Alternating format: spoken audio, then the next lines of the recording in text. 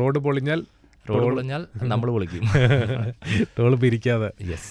അപ്പോൾ ഇനി ടോളിൽ നമുക്ക് നേരെ സെന്തിൽ കുറച്ചു കാലം ഓടിച്ച ക്രെറ്റയിലേക്ക് പോവാം.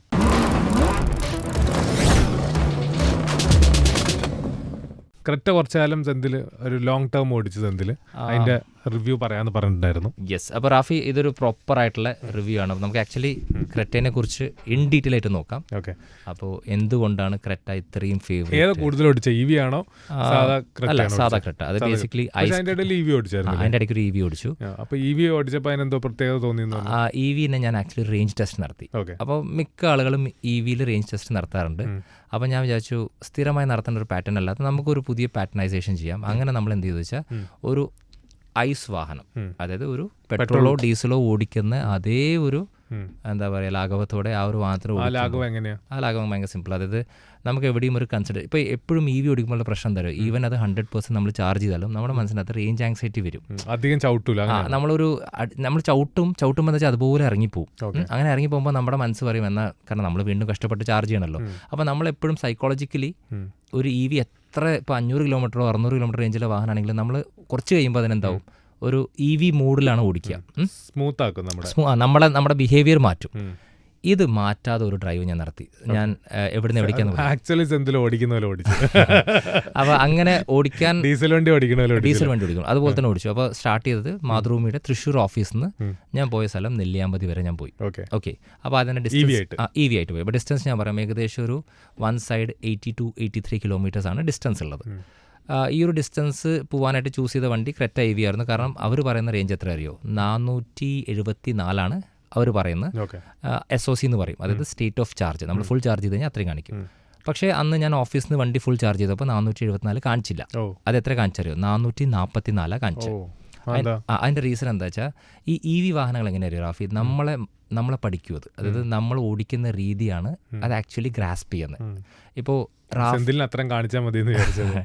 അതായത് തലേ ദിവസം ഈ ഒരു വാഹനം ഓടിച്ച ആൾ ഇതിനെ പുഷ് ചെയ്ത് ഓടിച്ചെങ്കിൽ ഈ വാഹനം നെക്സ്റ്റ് ടൈം ആളെ ചതിക്കാൻ പാടില്ല. അതായത് ഇത്രേ ഉള്ളത് ലോജിക്ക്. എന്താ വെച്ചാൽ ഇതിന്റെ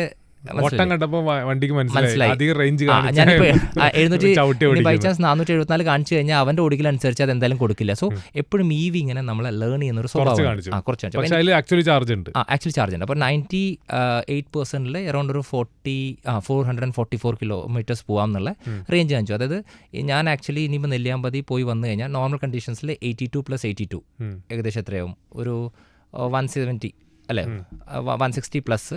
പിന്നെ നമ്മൾ ഷൂട്ട് ചെയ്യാൻ വേണ്ടി ഒരു 10-20 കിലോമീറ്റർ ആഡ് ഓൺ വെച്ചു. അപ്പോൾ ഒരു കണക്കനുസരിച്ച് എനിക്കൊരു 170 കിലോമീറ്റേഴ്സ് ടു 180 കിലോമീറ്റർ മൊത്തം ഞാൻ എവിടെ പോയാലും ഡൈവേർട്ട് ചെയ്താലും എനിക്ക് ചിലവാവുള്ളൂ.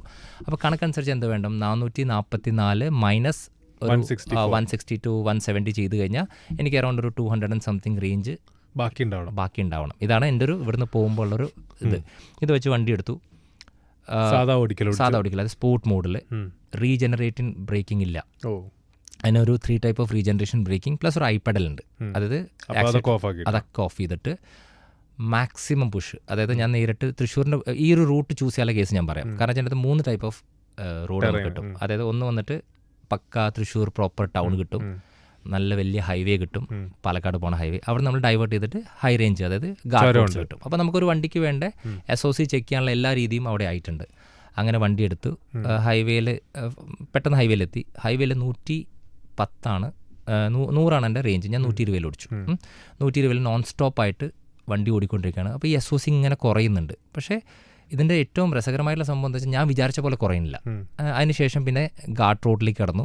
അപ്പോൾ എപ്പോഴും വണ്ടി ഘാട്ട്, അതായത് ഈ പറഞ്ഞ ചുരം കയറുമ്പോൾ ഡബിൾ ഇരട്ടി കൺസപ്ഷൻ വരും. ഇറങ്ങുമ്പോൾ റീജൻ, അതാണ് എൻ്റെ ധൈര്യം. അപ്പോൾ ഞാൻ റീജൻ ഓഫ് ചെയ്തിട്ടു. പക്ഷേ വേറെ കാര്യം കൂടി എനിക്ക് മനസ്സിലായെന്ന് വെച്ചാൽ, ഞാൻ അവിടെ മുകളിലെത്തി. അവസാനം നല്ല സ്പീഡിൽ ഒരു 3-3.5 മണിക്കൂർ കൊണ്ട് ഞാൻ മുകളിൽ നെല്ലിയാമ്പതി എത്തിയപ്പോൾ 444 കാണിച്ച വാഹനം അവിടെ എത്തിയപ്പോൾ 257 കാണിച്ചു. അത്രയും കഴിഞ്ഞു. അപ്പോൾ ആക്ച്വലി അവർ പറഞ്ഞേക്കാളും കൂടുതൽ കഴിഞ്ഞു. പക്ഷേ ഇവിടെ എനിക്ക് ഏറ്റവും ഇംപ്രസീവായി തോന്നിയ കാര്യം എന്താ വെച്ചാൽ, ഞാൻ ഇതിനെ ഒരിക്കലും ഒരു EV പോലെ ഓടിച്ചില്ല. ഞാൻ എങ്ങനെ ഒരു സാധാ ഒരു കാർ ഓടിക്കുന്നത് അതുപോലെ ഓടിച്ചു. പിന്നെ വേറെ കാര്യം എന്താണെന്ന് വെച്ചാൽ, എനിക്കൊരു ഉറപ്പുണ്ടായിരുന്നു. കാരണം ഞാൻ ഈ ചുരം കയറിയതെല്ലാം ഡബിൾ ഇരട്ടി ചിലവിലാണെങ്കിൽ തിരിച്ചു വരുമ്പോൾ ഇതെല്ലാം അതുപോലെ തന്നെ നടന്നു. അപ്പോൾ ഏറ്റവും രസം എന്താ വെച്ചാൽ റാഫി, ഞാൻ അവിടെ മുകളിൽ 257 കാണിച്ചത്, ഞാൻ താഴെ നെന്മാറ വരുമ്പോൾ അത് 290 ഓ റീജനറേറ്റ് ആയി. ആക്ച്വലി റീജനറേഷൻ ഞാൻ അവിടെ ഓഫ് ചെയ്തിട്ടു. പക്ഷേ എന്നാലും റീജനറേറ്റ്. അപ്പോൾ എനിക്ക് മനസ്സിലായ കാര്യം എന്താ വെച്ചാൽ റീജനറേഷൻ എന്ന് പറഞ്ഞു കഴിഞ്ഞാൽ ഒന്നുമല്ല, ബ്രേക്കിംഗ് ആണ്. അപ്പോൾ ചുരം ഇറങ്ങുമ്പോൾ എന്തായാലും നമ്മൾ ബ്രേക്ക് യൂസ് ചെയ്യും. അപ്പോൾ ബ്രേക്ക് യൂസ് ചെയ്തപ്പോൾ ചാർജ് കയറിയ മാത്രമല്ല ചാർജ് കൂടി. റീജനറേഷൻ ഓഫ് ആക്കിയിട്ടാലും കൂടും. ഓഫ് ആക്കിയിട്ടാലും എല്ലാ ഇവിയിലും കൂടും. ഇപ്പോൾ റീജനറേറ്റ് ഇട്ട് കഴിഞ്ഞാൽ നമുക്ക് കാലുകൊണ്ട് ബ്രേക്ക് ചവിട്ടണ്ടെന്ന് മാത്രമേ ഉള്ളൂ. പക്ഷേ ആക്ച്വലി റീജനറേഷൻ നടക്കുന്നതെല്ലാം ബ്രേക്കിങ്ങിലാണ്. അങ്ങനെ ബ്രേക്ക് ചവിട്ടി വണ്ടിയുടെ ചാർജ് കൂടി താഴെ എത്തിയപ്പോൾ ഞാൻ അവിടെ ഉള്ള ചാർജേക്കാളും കൂടുതലായിട്ട് അവിടെ എത്തി. പിന്നെ അവിടുന്ന് എനിക്കൊരു മണിക്കൂറുള്ളൂ ഓഫീസിലേക്ക്. അതിനുശേഷം ഞാൻ ഓഫീസിലെത്തിയപ്പോൾ കണക്കനുസരിച്ച് 2 വേണം, 250 വേണം. പക്ഷേ അതിൻ്റെ അകത്ത് 170 ഉണ്ടായിരുന്നുള്ളൂ. അപ്പോൾ അതിൻ്റെ റീസൺ എന്താ വെച്ചാൽ ഞാൻ ഇതുപോലെ അതിനെ പുഷ് ചെയ്തുകൊണ്ടാണ്, കത്തിച്ച് വിട്ടുകൊണ്ടാണത്. അപ്പോൾ ഈ ഒരു കമ്പനി ക്ലെയിം ചെയ്യുന്ന പോലെ നമ്മളിപ്പോൾ കുറച്ചുകൂടി ഡീസൻ്റ് ആയിട്ട് വണ്ടി ഓടിക്കുക, അല്ലെങ്കിൽ ഒരു EV ഓടിക്കുന്ന പോലെ ഓടിച്ചു കഴിഞ്ഞാൽ ഈ പറഞ്ഞ ക്രെറ്റയ്ക്ക് ആ ഒരു പറഞ്ഞ റേഞ്ച്, അതായത് 444 പറയുന്നത് ഞാൻ ഒരിക്കലും കിട്ടുമെന്ന് പറയില്ല. പക്ഷേ അറൗണ്ട് ഒരു നിങ്ങൾക്ക് ഒരു 400, ഒരു 380 to 400 നിങ്ങൾക്ക് ടെൻഷൻ ഫ്രീ ആയിട്ട് കിട്ടും. നമ്മുടെ എക്സ്പെരിമെന്റിന്റെ ഉദ്ദേശം എന്താ? ഒന്നുമില്ല, കാരണം ഇനി മുതൽ അങ്ങോട്ട് എല്ലാ വാഹനത്തിലും ഞാൻ ഈ എക്സ്പെരിമെന്റ് ചെയ്യാൻ ആഗ്രഹിക്കുന്നു. സോ ദാറ്റ് നമുക്ക് റിയലിസ്റ്റിക് റേഞ്ച് കിട്ടും. അതായത് മിക്ക ആളുകൾ എന്താ വെച്ചാൽ ഇപ്പോൾ കമ്പനി എങ്ങനെ വെച്ചാൽ 1000 കിലോമീറ്റർ റേഞ്ച് പറയുന്ന വാഹനത്തിന് മിക്ക ജേർണലിസ്റ്റുമാരും 1000 എത്തിച്ചിട്ട് കയ്യടി വാങ്ങാനുള്ള സംഭവം നോക്കുക. നമ്മൾ നേരെ ഓപ്പോസിറ്റ്. അതായത് നമുക്കിപ്പോൾ ഇങ്ങനെ ചെയ്തിട്ട് ഇത്രയും കിട്ടിക്കഴിഞ്ഞാൽ നിങ്ങൾ ഇനി എങ്ങനെ ഓടിച്ചാലും നിങ്ങൾക്ക് റിയലിസ്റ്റിക് റേഞ്ച് കിട്ടുമെന്നാണ്. അപ്പോൾ ഇപ്പോൾ ചെയ്തത് നമ്മുടെ വാഹനമാണ്, അതായത് ക്രെറ്റ EV ആണ്. അപ്പോൾ വേർഡിക്റ്റ് എന്താ? വേർഡിക്റ്റ് നിങ്ങൾക്ക് ധൈര്യത്തോടെ വണ്ടി വാങ്ങാം. സൂപ്പർ. അപ്പോൾ ഇതായിരുന്നു. അപ്പോൾ ഇനി നമുക്ക് നമ്മുടെ ക്രെറ്റയുടെ ലോങ് ടേം റിവ്യൂ സംസാരിക്കാം. Petrol engine. Yes, super. അപ്പോൾ ക്രെറ്റ ഒരു എത്ര മാസം ഓടിച്ചു? 1 മാസം. പുതിയ ക്രെറ്റയാണ്? പുതിയ ക്രെറ്റയാണ്. ഇത് എത്രാമത്തെ വേർഷൻ ആയിരിക്കും ക്രെറ്റ? ഇത് 4th ജനറേഷനാണ്. എന്നായിരിക്കും ക്രെറ്റ ഇറങ്ങിയത്? ക്രെറ്റ കൃത്യം 10 വർഷം മുമ്പ്. അതായത് ഇപ്പോൾ 2025, നമ്മുടെ നാട്ടിൽ 2015 ക്രെറ്റ ആദ്യമായിട്ട് വരുന്നത്. ഞാൻ ക്രെറ്റ നോട്ടീസ് ചെയ്ത് ഓർക്കുന്നുണ്ട്. അതായത് നമ്മൾ സിഗ്നലിലാണല്ലോ വണ്ടി കൂടുതലും പെട്ടെന്ന് നോട്ടീസ് ചെയ്യുക. അപ്പോൾ നല്ല രസമുള്ള ഒരു സ്ക്വയർ ഷേപ്പ്ഡ്, എനിക്ക് ഭയങ്കര ഇഷ്ടമുള്ള ഷേപ്പിലോ വണ്ടി. അപ്പം ബ്രാൻഡ് നോക്കുമ്പോൾ ഹ്യുണ്ടായി, പേര് നോക്കുമ്പോൾ ക്രെറ്റ. അങ്ങനെയാണ് നമ്മളിത് നോട്ട് ചെയ്യാൻ തുടങ്ങിയത്. അന്ന് ഓൾ തിങ്സ് ഓട്ടോ ഒന്നും ഇല്ലല്ലോ, വണ്ടി വരുന്നുണ്ട് എന്ന് പറയാനും നമുക്ക് ഡിസ്കസ് ചെയ്യാനൊന്നും. അപ്പോൾ ക്രെറ്റ നമ്മൾ ഓൾറെഡി റോട്ടിൽ കണ്ടിട്ടാണ് നോട്ടീസ് ചെയ്യണത്. എൻ്റെ ഒരു ക്രെറ്റ ഓർമ്മ അതാണ്. ഓക്കെ. അപ്പോൾ ക്രെറ്റ ആക്ച്വലി ഹെഡ് ടേണർ ആയിരുന്നു ആ സമയത്ത്. ഹെഡ് ടേണറാണ്. ഇന്ന് റാഫി ഇവരുടെ സെഗ്മെന്റ് എന്നുള്ളൂ. ഇപ്പോൾ ക്രെറ്റ സെല് ചെയ്യുന്ന സെഗ്മെന്റ് ഒരു 4 മീറ്ററിന്റെ മുകളിലെ സെഗ്മെന്റ് ആണ്, SUV കാറ്റഗറിയിൽ. അപ്പോൾ അത് ആക്ച്വലി അതൊരു കിങ് ഓഫ് ദ സെഗ്മെന്റ് നമുക്ക് പറയാം, അല്ലെങ്കിൽ ക്രെറ്റയാണത് ലീഡ് ചെയ്യുന്നത്. ഇപ്പോൾ ഒരു എക്സാമ്പിളായിട്ട് പറയുകയാണെങ്കിൽ ഇപ്പോൾ നമ്മൾ ബസ്സിൻ്റെ അകത്ത് കുറേ ബസ്സുകൾ വന്നപ്പോഴും വോൾവോൻ്റെ ആയിട്ടുള്ളൊരു ഇതുണ്ട് അല്ലേ. അപ്പോൾ നമ്മൾ ചിലപ്പോൾ സ്കാനിയ കണ്ടാലും ഇതേ പോണു വോൾവോ എന്ന് പറയില്ലേ. അതുപോലെ ഈ ഒരു സെഗ്മെന്റിൽ ക്രെറ്റ എന്ന് പറഞ്ഞൊരു ബെഞ്ച് മാർക്ക്. ഈ സെഗ്മെന്റ് ഏതാ? ഈ സെഗ്മെന്റ് പ്രോപ്പർ ഒരു SUV സെഗ്മെന്റ്, കൃത്യമായി പറഞ്ഞാൽ 4 മീറ്ററിന്റെ മുകളിലെ ഒരു SUV സെഗ്മെന്റിലാണ് ക്രെറ്റ വരുന്നത്.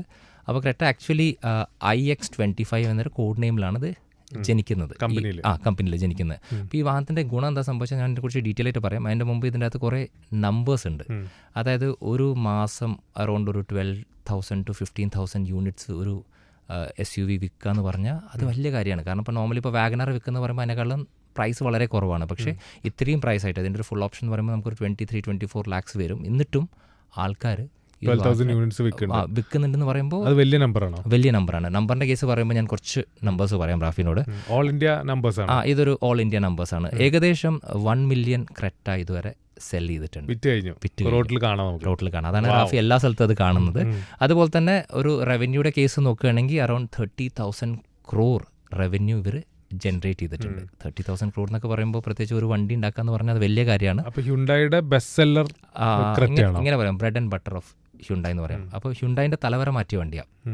പണ്ട് റാഫിക്ക് അറിയാം സാൻട്രോ, അതുപോലത്തെ വാഹനങ്ങൾ, ചെറിയ സ്കെയിലിലെ വാഹനങ്ങൾ മാക്സിമം പോയി കഴിഞ്ഞാൽ വേർണ വരെയുള്ള കാലത്ത് നിന്ന് ഇപ്പോൾ അന്ന് അവർ ഒരു ആവറേജ് പർച്ചേസ് എന്നൊക്കെ പറയുമ്പോൾ വളരെ കുറവായിരുന്നില്ലേ, ഒരു 4 to 6 lakhs ആവറേജ് പർച്ചേസിന് ഇപ്പോൾ ഏകദേശം 12 lakhs പർച്ചേസിലേക്ക് മാറാനുള്ള റീസൺ തന്നെ ഈ ഒരു ക്രെറ്റയാണ്. ഇനി നമ്പേഴ്സിൻ്റെ കേസിന് റാഫിക്ക് രസകരമായി പറയാം. ഇപ്പോൾ ഹ്യുണ്ടായിൻ്റെ മൊത്തത്തിൻ്റെ അകത്ത് 45% സെയിൽസ് SUV സെയിൽസ് നടക്കുന്നത് ക്രെറ്റയിലാണ്.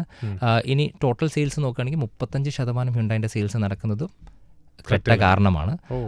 ഇനി പ്രോഫിറ്റിൻ്റെ കാര്യം നോക്കുകയാണെങ്കിൽ 50% ഹ്യുണ്ടായി കമ്പനിയുടെ പ്രോഫിറ്റ് വരുന്നതും ക്രെറ്റ കാരണമാണ്. ഇനി മിഡ് സൈസ് SUV മാർക്കറ്റ് എന്നൊരു മാർക്കറ്റ് ഉണ്ടല്ലോ, ആ മാർക്കറ്റിലെ 35% ക്രെറ്റയാണ് നിറഞ്ഞു നിൽക്കുന്നത്. അപ്പോൾ ഇതാണ് ക്രെറ്റയുടെ ഒരു രസകരമായിട്ടുള്ള കണക്ക്. അപ്പോൾ ഈ ഒരു വാഹനത്തിൻ്റെ പ്രത്യേകത എന്ന് വെച്ചാൽ ഈ വാഹനം ബേസിക്കലി കൊറിയൻസ് ആണ് ഹ്യുണ്ടായി എന്ന് പറയുമ്പോൾ. അപ്പോൾ ഇവരെന്താ വെച്ചാൽ ഒരു വാഹനം ഉണ്ടാക്കുമ്പോൾ ഇന്ത്യക്കാരെ നന്നായി മനസ്സിലാക്കി വാഹനം ഉണ്ടാക്കുന്നൊരു വാഹന നിർമ്മാതാക്കളാണ്.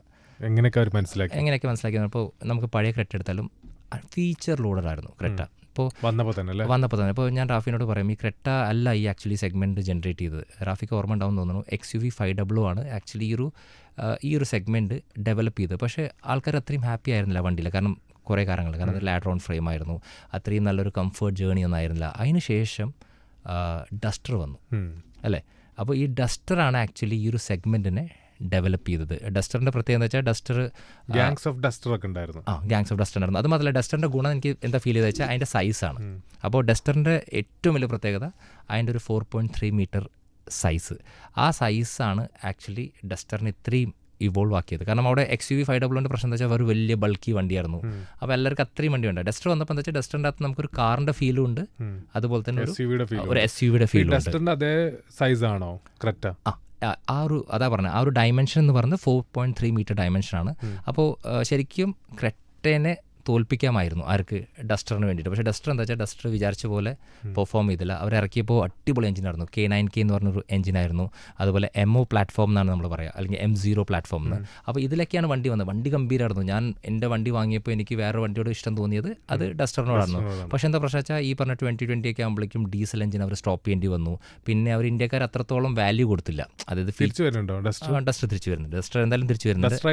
2026 ഡാസിയുടെ ഡസ്റ്റർ വരുന്നുണ്ട്. പക്ഷെ എന്താ വെച്ചാൽ ഞാൻ പറഞ്ഞു വന്നു വെച്ചാൽ ക്രെറ്റ എന്നൊരു വാഹനം ഇപ്പോൾ ഇരിക്കുന്ന ആ ഒരു പ്ലേസിൽ ശരിക്കും ഭരിക്കേണ്ട വാഹനമായിരുന്നു ഡസ്റ്റർ.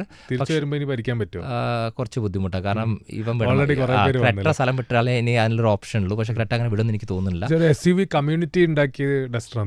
യെസ്, ഇന്ത്യയിലെ SUV കമ്മ്യൂണിറ്റി ഉണ്ടാക്കിയ ഡസ്റ്ററാണ്. പക്ഷെ അത് സസ്റ്റെയിൻ ചെയ്യാൻ പറ്റിയില്ല. അപ്പോൾ ആ ഒരു ഗ്യാപ്പിലാണ് കൃത്യമായി പറഞ്ഞ 2015 ക്രെറ്റ വരുന്നത്. ക്രെറ്റ വന്നതിൻ്റെ ശേഷം പിന്നെ അവർക്ക് ഇതുവരെ കൃത്യമായി പറഞ്ഞാൽ 10 വർഷമായില്ലേ, തിരിഞ്ഞു നോക്കേണ്ടി വന്നിട്ടേ ഇല്ല. അപ്പോൾ ഈ ക്രെറ്റയുടെ കോമ്പറ്റീറ്റേഴ്സ് ആരൊക്കെയാണ്? നമ്മുടെ ഇതുണ്ട്, എന്താ പറയുക, കുഷാക്ക് ഉണ്ട്. പക്ഷെ ഇതൊന്നും അങ്ങോട്ട് ഇവർ മാത്രമേ ഉള്ളൂ. ടാറ്റഡയിൽ ഒരു പ്രോപ്പർ കോമ്പറ്റീഷൻ ഇല്ല. ഇപ്പോൾ പ്രോപ്പർ കോമ്പറ്റീഷൻ ഞാൻ ഉദ്ദേശിക്കുന്നത് വെച്ചാൽ ആ ഒരു ഡയമെൻഷൻസിൽ പക്ക അതിനായിട്ട് ഇപ്പോൾ ഞാൻ പറഞ്ഞ കേവിന് വേണമെങ്കിൽ പറയാം, പക്ഷേ അത് കേവ് ഷേപ്പായി പോയി അല്ലേ. അപ്പോൾ ഒരു പ്രോപ്പർ ആയിട്ടുള്ള ഒരു കോമ്പറ്റീഷൻ ടാറ്റയുടെ സ്റ്റേബിളും ഇല്ല, മഹീന്ദ്ര സ്റ്റേബിളും ഇല്ല.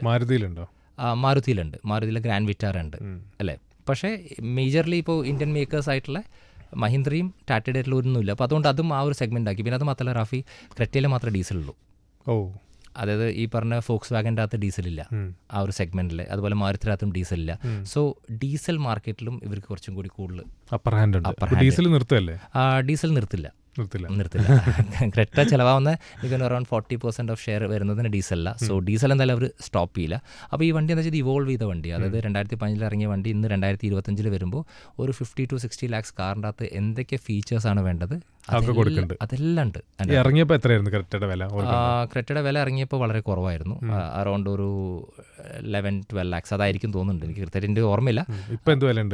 ഇന്ന് ഒരു സ്റ്റാർട്ട് ചെയ്യുന്നത് ഒരു 12-13 എന്നാണ് സ്റ്റാർട്ട് ചെയ്യുന്നത്. Till it goes up to ഒരു 20 lakhs 21 lakhs എക്സ് ഷോറൂം വരുന്നുണ്ട്. സോ ദാറ്റ് ഒരു 24 lakhs വരെ ഓൺ റോഡ് നമ്മൾ പ്രതീക്ഷിക്കാം. ഈ വാഹനത്തിന് ഇപ്പോൾ ഞാൻ ഓടിച്ചുകൊണ്ടിരിക്കുന്നത് ഇതിൻ്റെ വേറൊരു പ്രത്യേകം കൂടി പറയാം. ഇപ്പോൾ മൈലേജിൻ്റെ കേസ് നോക്കുമ്പോൾ ഒരു വണ്ടി വിജയിക്കണമെങ്കിൽ അതിൻ്റെ അകത്ത് multiple gear options, multiple engine options ഇതൊക്കെ കൊടുക്കണം. ഇപ്പോൾ ഡസ്റ്ററിലില്ലാത്ത കാര്യം ഇതിൽ വരുമ്പോൾ ഇപ്പോൾ റാഫി എന്താഗ്രഹിക്കുന്നു ആ ഒരു സംഭവം ക്രെറ്റ തരും. അതായത് ഇപ്പോൾ നാച്ചുറലി ആസ്പിറേറ്റഡ് മതി, ക്രെറ്റയിലുണ്ട്.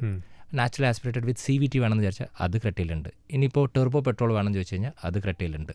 ഡീസൽ വേണോ, ഡീസൽ ക്രെറ്റയിലുണ്ട്.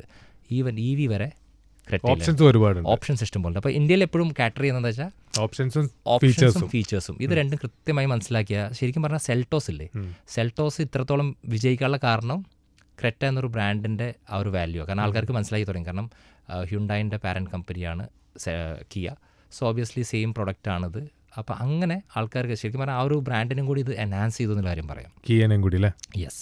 സൂപ്പർ. അപ്പോൾ അങ്ങനെ ഓടിച്ചിട്ട് ഒരു മാസം ഓടിച്ചപ്പോൾ എനിക്ക് ഞാനൊരു ഫേവറേറ്റ് ആയിട്ടുള്ളൊരു വണ്ടിയൊന്നും ഞാൻ പറയില്ല, കാരണം എനിക്കങ്ങനെ വലിയൊരു സംഭവം ഉണ്ടായിരുന്നില്ല. പക്ഷേ ഇപ്പോൾ ഓടിച്ചു തുടങ്ങിയപ്പോൾ ഇത് ജെന്യുവനായിട്ട് പറയുന്ന കാര്യം ഞാൻ അങ്ങനെ ആലോചിച്ചു. കാരണം എന്തുകൊണ്ടാണ് ഇപ്പോഴും ക്രെറ്റ ഒരു 10 വർഷമായിട്ട് നമ്പർ 1 സ്ഥാനത്ത് നിൽക്കണമെന്ന് ചോദിച്ചു കഴിഞ്ഞാൽ അതിൻ്റെ അതെല്ലാം ഉണ്ട് റാഫി. അതായത് നമുക്കൊരു മിഡിൽ ക്ലാസ് ആൾക്ക് വാങ്ങാൻ പറ്റുന്ന എല്ലാ ഉള്ളൊരു വാഹനം നമുക്ക് പറയാം അതിനെ. അതായത് കാണാൻ ലുക്സ് ഉണ്ട്, അല്ലേ, വണ്ടിനകത്ത് എഞ്ചിൻ ഓപ്ഷൻസ്. അപ്പോൾ ഞാൻ ഡീസൽ വണ്ടി ഓടിക്കുന്ന ആളാണ്. എനിക്ക് ഒരു പവർഫുൾ ആയിട്ടുള്ളൊരു എഞ്ചിൻ വേണമെന്ന് പറഞ്ഞാൽ അതിനകത്ത് ഡീസലുണ്ട്, പക്ഷേ ഡീസലിനേക്കാൾ കുറച്ചുകൂടി പവറാണ് ടർബോ പെട്രോൾ. സോ ടർബോ പെട്രോളിനകത്ത് എനിക്ക് DCT ഓപ്ഷൻ 12 ക്ലച്ച് ഓപ്ഷൻസ് ഉണ്ട്. അപ്പോൾ എനിക്ക് തോന്നി ഓക്കെ, പവർ ഞാൻ അവിടെ സാറ്റിസ്ഫൈ ചെയ്തു. ഇനി വണ്ടിനകത്ത് ഇരിക്കുമ്പോൾ പൊസിഷൻ, സീറ്റിംഗ് ആംഗിൾ, ബോണറ്റ് കാണുക, ഇതെല്ലാം കൃത്യമായിട്ടുണ്ട്. ഇനി ഫീച്ചേഴ്സ് ലിസ്റ്റ് നോക്കുകയാണെങ്കിൽ ഡുവൽ സോൺ AC, അത് എനിക്കും AC, ഓപ്പോസിറ്റ് ഇരിക്കുന്ന ആൾക്ക് 2 ടെമ്പറേച്ചർ സെറ്റ് ചെയ്യാം. വേണ്ട എല്ലാ ബെൽസ് ആൻഡ് വിസിൽസ്, അതായത് ഇന്ന് നമുക്ക് പൈസയ്ക്ക് വാങ്ങാൻ പറ്റുന്ന എല്ലാ സാധനങ്ങളും, ഈവൻ ഡിസ്പ്ലേ ആണെങ്കിലും സ്റ്റിയറിംഗ് കൺട്രോൾസ് ആണെങ്കിലും സീറ്റ് കംഫർട്ട് ആണെങ്കിലും വെന്റിലേഷൻ ആണെങ്കിലും റിയർ സീറ്റ് കംഫർട്ട് ആണെങ്കിലും സൺ റൂഫ് വേണോ, അതായത് നമുക്ക് നോർമലി നമ്മൾ ആഗ്രഹിക്കുന്ന എല്ലാ സംഭവവും ഒരു വാഹനം പ്രൊവൈഡ് ചെയ്യുന്നുണ്ട് വിത്ത് റിലയബിലിറ്റി. ഇപ്പോൾ ക്രെറ്റയ്ക്ക് വേറൊരു അർത്ഥം കൂടി ഉണ്ട്. ക്രെറ്റ എന്നൊരു വാക്കിന് നമുക്ക് റിലയബിലിറ്റിനായിട്ടും മാച്ച് ചെയ്യാൻ പറ്റും. ഐലൻഡ് അത് ശരിക്കില്ല, പക്ഷേ ഇന്ത്യക്കാർക്ക് ക്രെറ്റ എന്ന് പറഞ്ഞു കഴിഞ്ഞാൽ സെന്തിൽ ഡെഫിനേഷൻ അല്ല, മൊത്തത്തിൽ ഇതുവരെ അവരുടെ സെയിൽസ് കാണിക്കുന്ന ഡെഫിനേഷനാണ് റിലയബിലിറ്റി. അപ്പോൾ ക്രെറ്റയുടെ ഗുണം എന്താ വെച്ചാൽ ക്രെറ്റ വാങ്ങി അതുപോലെ തന്നെ നമുക്ക് വിൽക്കാൻ പറ്റുന്നൊരു പ്രത്യേകത ഉണ്ട് കേട്ടോ റാഫി. റീസെയിൽ വാല്യൂ ഉണ്ട്. ഇപ്പോൾ എപ്പോഴും ഇന്ത്യയിൽ റീസെയിൽ വാല്യൂ വലിയൊരു ഫാക്ടറാണ്. പിന്നെ വേറെ കേസ് എന്ന് വെച്ചാൽ ക്രെറ്റ ഇന്നോവ പോലെയാണ്. അതായത് ക്രെറ്റയുടെ users are like Creta users. Creta വാങ്ങി ഇഷ്ടപ്പെട്ട് അടുത്തൊരു മോഡൽ വരുമ്പോൾ അല്ലെങ്കിൽ അടുത്തൊരു ജനറേഷൻ ചേഞ്ച് വരുമ്പോൾ അതേ ആൾക്കാരാണ് പോയിട്ട് ക്രെറ്റ വാങ്ങുന്നത്. സൂപ്പർ. അപ്പോൾ ക്രെറ്റ ഇഷ്ടപ്പെട്ടു. ഇഷ്ടപ്പെട്ടു എന്ന് പറയുമ്പോൾ എനിക്കത് മനസ്സിലായി that why this car is like India's favourite. ഇനി ഇതിനകത്ത് വേറൊരു രസകരമാണ്, ഇപ്പോൾ ചോദിച്ചില്ലേ ക്രെറ്റയ്ക്ക് ഒരു കോമ്പറ്റീറ്റർ ഉണ്ടോ എന്നുള്ളത്. ആക്ച്വലി അവിടെ കോമ്പറ്റീറ്റർ സംഭവമൊക്കെ നടന്നിരുന്നു, പക്ഷെ അതൊന്നും വിജയിച്ചില്ല. അതായത് ഫോർഡും മഹീന്ദ്രയും ഒരു കൂട്ടുകെട്ടുണ്ടായിരുന്നു, നടന്നിരുന്നു. ഞാൻ പറഞ്ഞ പണ്ടത്തെ കഥയാണ്. അപ്പോൾ ആ സമയത്ത് ഇവർ ആക്ച്വലി ഈ പറഞ്ഞ പോലെ ക്രെറ്റയെ കൊല്ലാൻ വേണ്ടിയിട്ട് ഒരു വാഹനം ഉണ്ടാക്കാന്ന് വിചാരിച്ചു. അത് ആക്ച്വലി ഫോർഡിൻ്റെ വണ്ടിയായിരുന്നു. അതിന് മഹീന്ദ്ര ബാഡ്ജി എന്നൊക്കെ വിചാരിച്ചു. പക്ഷേ അവിടെ ചതി സംഭവിച്ചുകൊണ്ട് ആ ഒരു സംഭവം ഫ്ലോപ്പായി. ഫോർഡ് വിട്ടുപോയി. മഹീന്ദ്ര കൈ വിട്ടപ്പോൾ ഫോർഡ് നിലത്ത് വീണെന്ന് നമുക്ക് പറയാം. അപ്പോൾ അങ്ങനെ അത് ക്യാൻസലായി പോയി. അതേ തക്കത്തിൽ ടാറ്റ അല്ലേ, ടാറ്റ ഒരു പുറത്തെ ചൈനീസ് കമ്പനിയായിട്ട് കൂട്ടുകെട്ടിൽ ഒരു ക്രെറ്റ റൈവൽ ഇറക്കാന്ന് വെച്ചാൽ ഇവരെല്ലാവരും ഉദ്ദേശം ക്രെറ്റനെ തോൽപ്പിക്കാന്ന്. അതിൻ്റെ പേര് ബ്ലാക്ക് ബേർഡ് എന്നായിരുന്നു. എനിക്കൊന്ന് ഓട്ടോക്കാർ എന്തോ ഫീച്ചർ ചെയ്ത സാധനമാണ്. അപ്പോൾ ഗിലീന എന്തോ ഒരു ബ്രാൻഡുമായിട്ട് കൂടി ഒരു സാധനം ഉണ്ടാക്കാന്ന് വെച്ചു. അതും പൊളിഞ്ഞില്ല. അപ്പോൾ ഇത് രണ്ടും പൊളിഞ്ഞു. അപ്പോൾ ഈ രണ്ടും പൊളിഞ്ഞുകൊണ്ട് വീണ്ടും ഈ ക്രെറ്റ എന്താ പറയുക, കുറച്ച് അൺബീറ്റൻ ആണ്. ആവില്ല മക്കൾ, ഇതുവരെ ആയിട്ടില്ല. ഇനി വേറൊരു പ്രത്യേകം കൂടി ഉണ്ട്, അതുകൊണ്ട് എനിക്ക് റാഫിനോട് പറഞ്ഞു തോന്നി. അതായത് ശരിക്കും പറഞ്ഞാൽ L113 എന്നൊരു സംഭവമുണ്ട്. L113 എന്ന് പറയുമ്പോൾ എന്താ വെച്ചാൽ അതൊരു സ്പേസിംഗ് ആണ്. അതായത് നമ്മുടെ ഫ്രണ്ട് ടയറിൻ്റെ ആ പോർഷനിൽ നിന്ന് A പില്ലറിലെ ആ A പില്ലറിൻ്റെ ഗ്യാപ്പ്, അല്ല A പില്ലർ ഏറ്റവും ഫസ്റ്റ് പില്ലർ, അതായത് നമ്മുടെ വിൻഷീൽഡ് താങ്ങി നിർത്തുന്ന പില്ലറിനെയാണ് നമ്മൾ A പില്ലർ എന്ന് പറയുന്നത്. അപ്പോൾ ആ L113 എന്ന് പറഞ്ഞ ആ ഒരു ഇവരെ സിഗ്നിഫിക്കൻ്റ് ആയിട്ടുള്ള സാധനം, അത് ആക്ച്വലി ഏറ്റവും കൂടുതൽ ക്രെറ്റയ്ക്കാണ്. അവിടെയാണ് ഈ വണ്ടിയുടെ ഇൻറ്റീരിയർ സ്പേസ്, ലെഗ് റൂം, ഇങ്ങനത്തെ കാര്യങ്ങളൊക്കെ ഡിസൈഡ് ചെയ്യുന്നത്. അപ്പോൾ ഇപ്പോൾ റാഫി ചോദിക്കുമായിരിക്കും കേവിനെ പിടിച്ചിട്ട് ഇവർക്ക് സാണെങ്കിൽ ബോഡി ബിൽഡ് ചെയ്തിട്ട് ഒരു ക്രെറ്റ ഉണ്ടാക്കിയാൽ വിജയിക്കില്ലെന്ന് ചോദിച്ചു കഴിഞ്ഞാൽ വിജയിക്കും. പക്ഷേ അവിടെ ആ പറഞ്ഞ പോലെ ആർക്ക് ഉണ്ടല്ലേ, അതായത് വീലിൻ്റെ സൈസ് ഉണ്ടല്ലേ, 17 വെക്കാം, 18 വെക്കാം. അപ്പോൾ ഇങ്ങനത്തെ എന്താ പറയുക, ആ സൈസ് വെക്കുമ്പോഴാണ് അവിടുത്തെ വരുന്ന ആ ഒരു ഗ്യാപ്പിൻ്റെ മാറ്റമാണ് നമുക്ക് ഒരു സ്പേസ് ആയി തോന്നുന്നത്. അപ്പോൾ അതൊക്കെ ക്രെറ്റയുടെ ഒരു USP ആണ്. അതൊന്നും ബാക്കിയുള്ള കോമ്പറ്റീറ്ററിലില്ല. അതുകൊണ്ട് തന്നെയാണിത് ഒരു നല്ല കോമ്പറ്റീറ്ററിന് സ്കോപ്പ് ഉണ്ട്, ഉറപ്പായിട്ടും ഉണ്ട്. എനിക്ക് തോന്നുന്നു മേ ബി നമുക്ക് അങ്ങനെ പറയാൻ പറ്റും. ടാറ്റയുടെ സ്റ്റേബിളിൽ തന്നെ ഹാരിയറിനൊക്കെ വേണമെങ്കിൽ EV ഒക്കെ വരുന്നല്ലോ, വേണമെങ്കിൽ ഒന്ന് പരീക്ഷിക്കാം. കാരണം അവിടെ അവർക്ക് അതിൽ ഈ ഷേപ്പ് വ്യത്യാസമുണ്ട്. പക്ഷേ പുതിയ സിയറൊക്കെ വേണമെങ്കിൽ എനിക്ക് തോന്നുന്നു ഈ ഒരു ലെവലിലേക്ക് എത്താൻ പറ്റും. ഇതിനേക്കാളും വലുതാണ്, പക്ഷേ എന്തായാലും അവിടെ ആ L113 പോർഷനിൽ അവർ കുറച്ചുകൂടി എൻഹാൻസ് ചെയ്യാൻ പറ്റും. സൂപ്പർ. അതുപോലെ തന്നെ ക്രെറ്റ എന്നൊരു വാഹനത്തിൻ്റെ അകത്ത് നമ്മളെല്ലാവരും വിചാരിക്കും ടർബോ പെട്രോൾ വാഹനമാണ് ഏറ്റവും കൂടുതൽ സെല്ല് ചെയ്യുന്നത്, അല്ലേ? അങ്ങനെയല്ല. നോർമലി പവറുള്ള വാഹനങ്ങളും നല്ല ഗിയർ ബോക്സിലുമാണ്. ആക്ച്വലി അങ്ങനെയല്ല റാഫി, മൊത്തത്തിൽ നേരെ ഓപ്പോസിറ്റാണ്.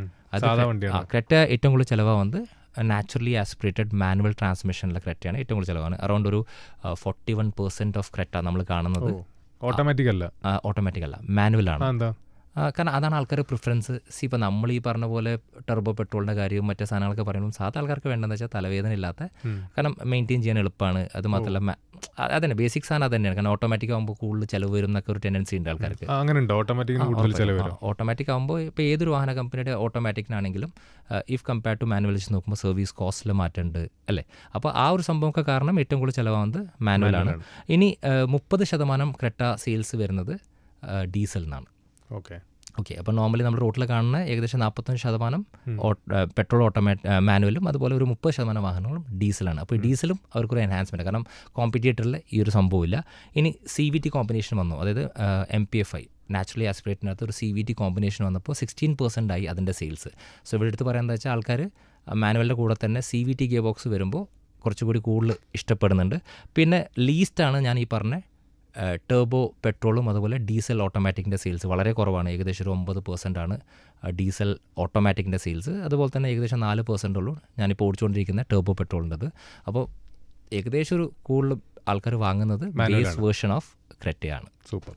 ബേസ് വേർഷൻ എന്ത് വിലയുണ്ട്? ബേസ് വേർഷൻ എന്ന് പറയുമ്പോൾ നിലവിലൊരു 14 lakhs പ്ലസ് കൊടുത്താൽ കിട്ടും. കൊടുത്താൽ കിട്ടും. ഓക്കെ. അപ്പോൾ ഓൾ തിങ്സ് ഹോട്ടൽ അടുത്ത എപ്പിസോഡിൽ നമുക്ക് വീണ്ടും സംസാരിക്കാം. Thank you Senthil. Thank you so much Rafi.